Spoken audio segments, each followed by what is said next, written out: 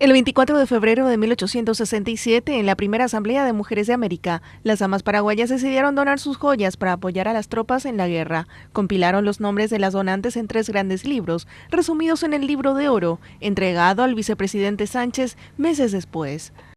Porque no solamente fueron joyas, sino reliquias de familia, entre ellas candelabros, cubiertos, bandejas de oro y de plata, inclusive especies.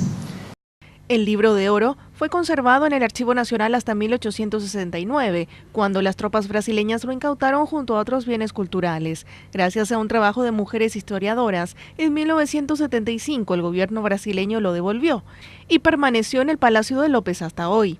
En el Archivo Nacional permanecerá en condiciones adecuadas de luz y temperatura para evitar su deterioro luego de su digitalización. Los documentos digitalizados van a estar a disposición de la ciudadanía y el libro va a estar guardado en las condiciones óptimas, en una caja de seguridad. En realidad va a estar en muy buen lugar. Tras la digitalización, su contenido será publicado en la web del Archivo Nacional para cualquier consulta sobre esta página de la historia paraguaya.